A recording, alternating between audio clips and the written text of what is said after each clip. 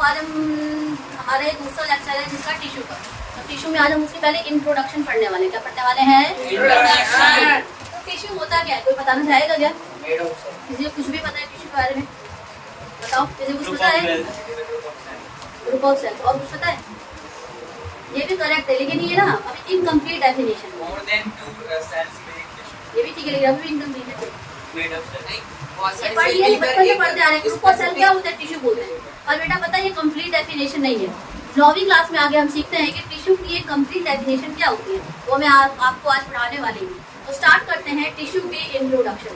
सबसे पहले ये जो टिश्यू वर्ड है, इस टिश्यू की स्टडी को हम क्या बोलते हैं बेटा? हिस्टोलॉजी बोलते हैं। क्या बोलते हैं? हिस्टोलॉजी। तो ये ना ग्रीक वर्ड से लिया गया है, हिस्टोलॉजी। टिश्यू की स्टडी को हम क्या बोलते हैं? पहले मैंने लिखी histology, that is your study of tissue. मतलब अगर कोई बंदा या कोई भी एक इंसान अगर टिश्यू के बारे में पढ़ाई करता है, ठीक है, अगर कोई भी इंसान या कोई भी साइंटिस्ट टिश्यू के बारे में स्टडी करेगा तो क्या कर रहा है? हिस्टोलॉजी कर रहा है। और उस बंदे को क्या बोल देंगे? हिस्टोलॉजिस्ट बोल देंगे। क्या बोल देंगे? हिस्टोलॉजिस्ट। कोई पढ़ रहा है उस पढ़ाई को बोलेंगे हिस्टोलॉजी, और जो बंदा उसे पढ़ रहा है उसे हम क्या बोल देंगे? हिस्टोलॉजिस्ट बोल देंगे। क्या बोल देंगे बेटा? हिस्टोलॉजिस्ट। हिस्टोलॉजिस्ट जो उसको क्या कर रहा है? पढ़ रहा है। ठीक है, ये टर्म हिस्टोलॉजिस्ट किसे बोलते हैं? जो भी टिश्यू की स्टडी कर रहा है। मान लो अगर मैंने टिश्यू की स्टडी करी तो आई एम हिस्टोलॉजिस्ट। ठीक है, आप करते हो तो यू आर ए हिस्टोलॉजिस्ट। ठीक है, और जो स्टडी कर रही है उसे हम क्या बोल देंगे? हिस्टोलॉजी। क्योंकि इसमें क्वेश्चन पूछता है what is histology, study of tissue is called what. ठीक है, ये सारे इंपॉर्टेंट टर्म्स है जिसका आपको पता होना चाहिए क्यों क्या है। अगला देखो यहाँ क्या लिखा हुआ है, जो टर्म हिस्टोलॉजी है ये ग्रीक वर्ड से लिया गया है। कहाँ से लिया गया है? पूछा जाएगा ग्रीक वर्ड है कि लैटिन वर्ड है, तो कौन सा वर्ड है बेटा? ये ग्रीक वर्ड है। और कौन से दो वर्ड से लिया गया? हिस्टोस, मैं क्या प्रोनाउंस कर रही हूँ, हिस्टोस और लोगोस।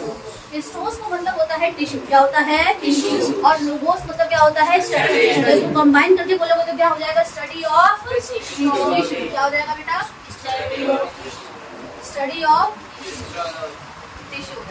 इतना क्लियर? ठीक है, क्या आपको ये वाला सेक्शन समझ आ गया? क्या आपको मेरी पहली वाली लाइन समझ आ गई? अब कुछ बातें हैं कि किसने दिया था, क्या करा था, कुछ साइंटिस्ट के नाम वो देख लेते हैं। अभी जब टिश्यू टर्म किसी न किसी ने तो दी होगी, किसी न किसी ने टिश्यू के बारे में पढ़ा होगा, किसी न किसी ने जो टर्म टिश्यू दिया होगा, तो वो देने वाले साइंटिस्ट का नाम था पिचार्ड। क्या नाम था? पिचार्ड। इनका पूरा नाम था M.F. ज़ेवियर पिचार्ड। पूरा नाम क्या है इनका? M.F. ज़ेवियर। आप जो है तो देखो तो शॉर्टकट लिखा जाता है, इसमें क्या बोलते हैं को? पिचार्ड। पूरा नाम क्या है? M.F. Xavier Bichat, but in short हम उन्हें क्या बोलते हैं? पिचार्ड बोलते हैं। तो जो टिश्यू की जो टर्म दी थी वो कौन से साइंटिस्ट ने दी थी? इन्हीं को फादर ऑफ हिस्टोलॉजी भी कहा जाता है। ये बात याद रखना, टिश्यू की टर्म देने वाले साइंटिस्ट का नाम और फादर ऑफ हिस्टोलॉजी किसे कहा जाता है? पिचार्ड। क्या इतनी बातें क्लियर हैं? ठीक है, अभी तक देखो ध्यान से। अब कहोगे फिर आपने ये क्यों बताया? सबसे पहले जो आए थे इन्होंने ज्यादा रोल जिसका था वो यही थे, लेकिन फादर ऑफ हिस्टोलॉजी हम पिचार्ड को ही कह देते थे।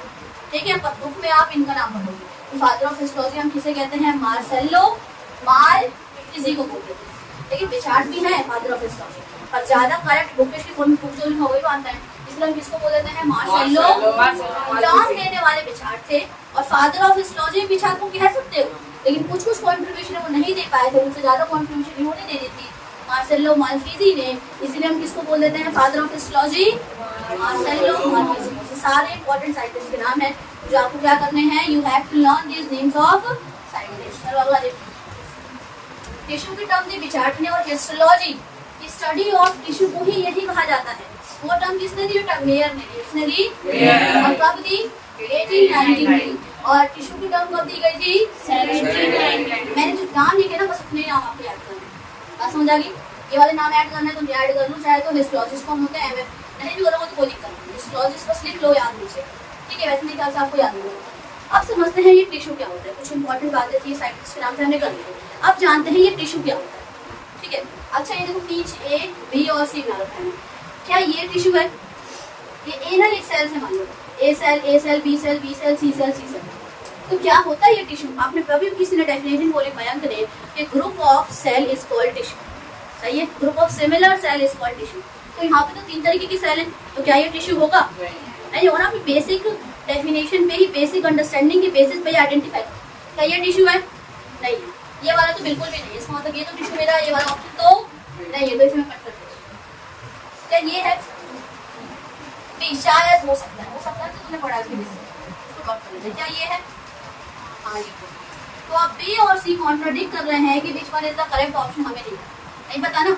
तो अब मैं आपको एक इम्पोर्टेंट बात बताऊं, टिश्यू होने के लिए ना बेटा ग्रुप ऑफ सिमिलर सेल होना जरूरी है और साथ ही साथ सबका सेम फंक्शन परफॉर्म करना चाहिए। अब एक बार बताओ, अगर ये ए सेल है तो ये भी ए वाला ही सारा काम करेगा, तो मतलब ये भी वो कर रहा है वो भी कर रहा है, पर इसके बीच में ना ये इंटरस्टिशियल फ्लूइड आता है, मतलब एक पानी जैसा स्ट्रक्चर है। पता क्लास में हम सारे बैठे हैं, ठीक है, अगर किसी कोने वाले बंदे को पेंसिल चाहिए आगे वाले बंदे से, तो आगे वाला बंदा देने के लिए बंदे चाहिए बीच में, देख के देखा तो चोट लग सकती है, उसने इसे पास करा, उसने इसे पास करा, उसने इसे पास करा और पास करके वो सामान एंड तक पहुंच गया।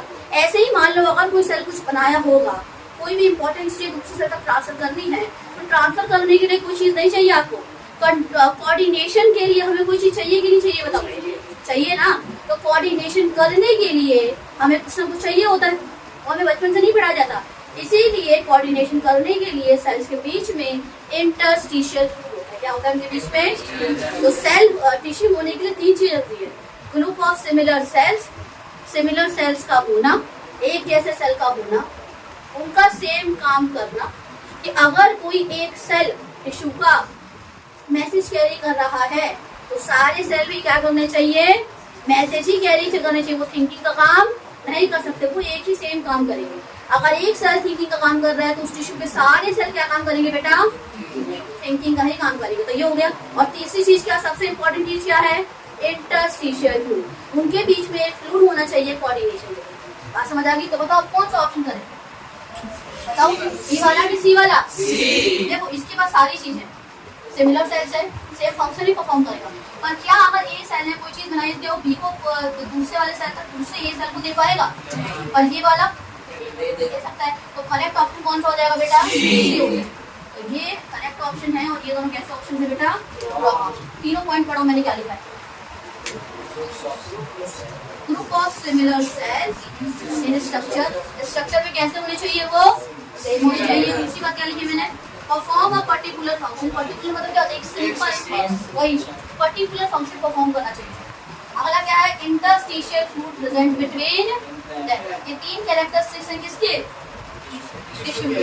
क्या इतनी बात समझ आ गई मेरी? टिश्यू क्या होता है, टिश्यू के लिए कुछ इंपॉर्टेंट टर्मिनोलॉजी थी, किसने दी थी आपको, ये सेक्शन क्लियर, आपको ये वाला सेक्शन क्लियर, आपको वो वाला सेक्शन क्लियर। अब हम पढ़ेंगे ये टिश्यू कहाँ से आया, अपने आप तो आया नहीं होगा, सेल भी आया तो कैसे आया, कहाँ से आया, है ना ये सवाल, कि अगर ये टिश्यू आया है सब पढ़ा देते हैं, टिश्यू ये है, टिश्यू की क्लासिफिकेशन ये है, टिश्यू के बेसिक, पर क्या कभी किसी ने ये बताया टिश्यू आया कहाँ से, वो भी तो जानना जरूरी। मैं बताती हूँ टिश्यू कैसे आया। अच्छा एक बात बताओ, क्या होता है, अच्छा ट्राइपॉड कैसे बनता है, कोई बताएगा, बताओ। अच्छा मेरा जन्म हुआ है क्या, किस वजह से हुआ, बताओ, फ्यूजन से, किसकी फ्यूजन से,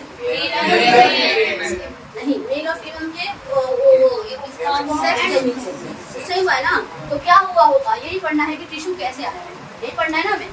अब ये है ओवम, है ना, और यहाँ पे क्या है, ये स्पर्म है, ठीक है। जब ये आपस में फ्यूज करते हैं, फ्यूजन का साइन क्रॉस से बनाते हैं, तो क्या बन जाता है बेटा, फ्यूज करके जाइगोट बनता है कुछ सेल्स का, है ना। अभी क्या बन गया है, एक जाइगोट होते हैं, इसमें बहुत सारे सेल्स हैं। तो जब इनका फ्यूजन हो गया, क्या हो गया इनका, बोलो फ्यूजन हुआ, तो फ्यूजन से क्या बना, एक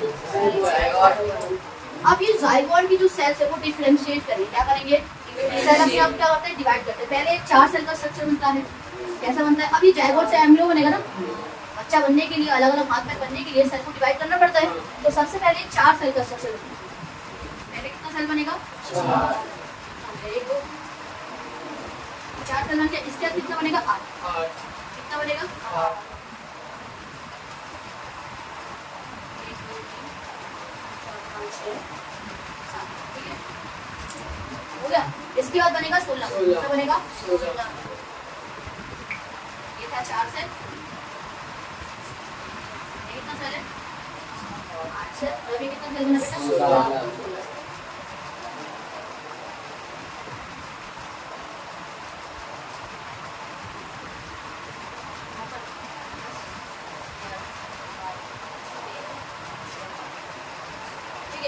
अब जैसे ही ये 16 सेल बन जाता है, ऐसे ही ना इसमें कुछ लेयर्स बनेगी। क्या बनेगी इसमें? मतलब ये अपने आप को डिफरेंशिएट करके 3 लेयर में सेपरेट आउट करेगा, बीच की जगह खाली कर देगा। अभी तो इसमें सेल ही सेल है। अभी क्या करेगा, कुछ समझो, कोई एक बॉल है, उसमें 3 लेयर बनानी है, मतलब 1 लेयर, 2 लेयर और 3 लेयर, जो बीच बीच इतने सारे ना सबको गायब करना है।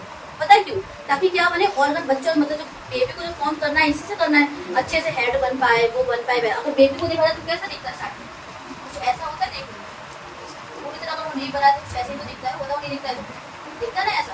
आप लोगों ने बहुत देख लो यहाँ से, ऐसा दिखता है कुछ देखने में, मम्मी मम्मा के टमी के अंदर ऐसे ही होता है ना। तो ऐसा बनाने के लिए अभी वो ऐसा ऐसे से वो ऐसा बनेगा, पर ऐसा बनने के लिए ना बेटा फिर उसके हाथ आते हैं, फिर पैर आते हैं, फिर सारी चीजें होता है ना। तो ऐसा करने के लिए पहले इसके अराउंड 3 लेयर बनेगी। क्या बननी होंगी? 16 सेल के बाद।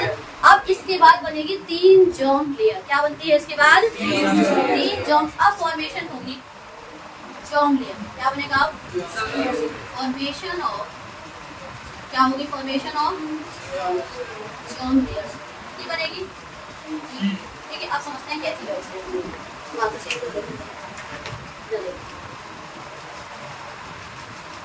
एक जर्म लेयर, ठीक है, दूसरी जर्म लेयर। कोई नहीं बताएगा बेटा, बात करना बहुत ध्यान से समझो, बहुत 11th में पढ़ाया जाता है कौन सा, पर मैं आपको अभी बता दूँ ताकि टिश्यू क्या होता है, कैसे बनता है, सब समझो। इसके बाद 3 जर्म लेयर होंगी, आगे ना वही सेल्स ना अपने आप को अरेंज कर दिया। ये वाली बात है। बाहर वाली का नाम क्या होगा? एक्टोडर्म। क्या नाम है? एक्टोडर्म। अंदर वाली का नाम, बीच वाली का नाम मीजोडर्म। हेड वाली का नाम क्या है? मीजोडर्म। डर्म मतलब क्या होता है? स्किन। डर्म मतलब क्या होता है? स्किन। स्किन के तो लेयर बन रही है ना करिए। और अंदर वाली का एकदम एंडो। एंडो मतलब क्या होता है? अंदर एंडो। क्या इतनी बात समझ में किसी को दिक्कत है कि जर्म लेयर कैसे बनी? बताओ, इतना समझने में कैसे फ्यूजन हुआ, क्या हुआ, इतना समझने कोई दिक्कत आई तो बताओ। नहीं है कोई दिक्कत, सबको समझ आ गया? एक बार और रिपीट करती हूँ। जब फीमेल का, फीमेल से क्या आया? ये फीमेल से आया है। ये कहाँ से आया है? ये साइन है फीमेल गैमेट का, ये साइन है मेल गैमेट का। तो फीमेल से आया ओवम और मेल से क्या आया? दोनों ने फ्यूज करके क्या बनाया? अभी किस क्या बनाने की तैयारी में है? एम्ब्रियो। एम्ब्रियो के बाद तो यही बनता है, फीटस बनता है। तो पहले 4 सेल बना, फिर 8 सेल बना।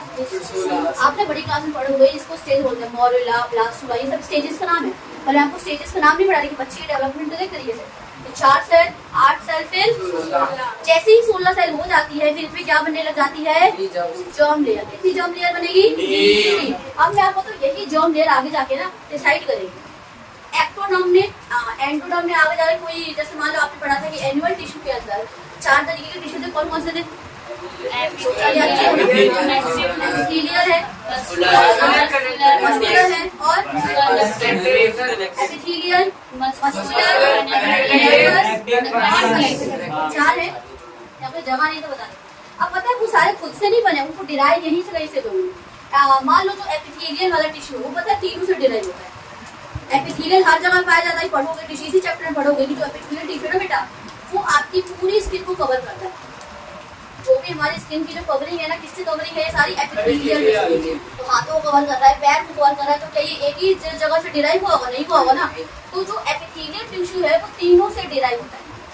हो सकता है हाथ की बनाने के लिए मीजोडर्म का इस्तेमाल हो गया हो। हार्ट की जो ऊपर ही कवरिंग वो भी एपिथेलियल वाली ही होती है, तो उसके लिए कौन सा है? मीजोडर्म। कौन सा है? तो एपिथेलियल टिश्यू तीनों जर्म लेयर से डिराइव होता है। हो सकता है एपिथेलियल टिश्यू अगर दिल का हिस्सा कवर कर रहा है तो वो मीजोडर्म से डिराइव किया गया होगा। कहाँ से डिराइव किया गया होगा? मतलब मीजोडर्म ने आगे जाके टिश्यू बनाया होगा और वो टिश्यू किसको कवर कर रहा है? दिल की लेयर को कवर कर रहा है। ऐसा हो जाए। हो सकता है एक्टोडर्म ने कुछ ऐसे टिश्यू को जन्म दिया हो, कुछ ऐसे सेल्स और सेल से टिश्यू बन गया, कुछ ऐसे टिश्यू को बनाया हो जिसने अपने हाथों की और पैरों की कवरिंग करी हो। बात समझ आ रही है मेरी? तो एपिथेलियल टिश्यू किससे डिराइव है? तीनों लेयर से। एक्टोडर्म से भी है, मीजोडर्म से भी है और एंडोडर्म से। बात समझ आ गई? तो एपिथेलियल टिश्यू किससे? तीनों से डिराइव है। ठीक है, अब उसके बाद अगले वाले पे आ जाओ, कनेक्टिव टिश्यू। कनेक्टिव टिश्यू किससे डिराइव है? किसी को पता है? मेसोडर्म से डिराइव्ड है। किससे डिराइव्ड है? तो जो आपका कनेक्टिव टिश्यू और जो आपका मस्कुलर टिश्यू है दोनों ही मेसोडर्म से डिराइव्ड है। ठीक है, और आपको कौन सा वाला बच गया लास्ट? नर्वस वाला आपका एक्टोडर्मली डिराइव्ड है। किससे डिराइव्ड है? रिपीट करें एक बार, एपिथेलियल तीनों से डिराइव्ड है, कनेक्टिव और मस्कुलर मेसोडर्मली डिराइव्ड है, और आपका नर्वस वाला किससे डिराइव्ड है? एक्टोडर्म। तो अगर कोई सोचे ना कि अगर ये नर्वस टिश्यू बना है तो कैसे बना है, अपने आप नहीं बनाया, तो पहले ये जॉम लेयर बनी होगी, फिर इस एक्टोडर्म ने आगे जाके किसको बनाया होगा? नर्वस टिश्यू को बनाया होगा। किसको बनाया होगा? अभी आप एनसीईआरटी खोलना, किसी को भी खोलना, आपको पहली लाइन जरूर लिखनी मिली होगी, nervous tissue is ectodermally derived. Endodermally derived, आपको ये लाइन जरूर मिलेगी कहीं ना कहीं। मेसोडर्मली डिराइव्ड, तो कनेक्टिव टिश्यू और आपका एक और कौन सा था?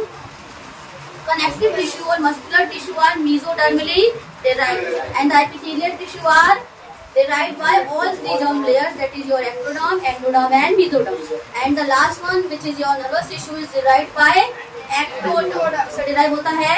तो आपको इतनी सारी बातें समझ आ गई अच्छे से? पूरी अच्छे से समझ आ गई इतनी बातें? ठीक है।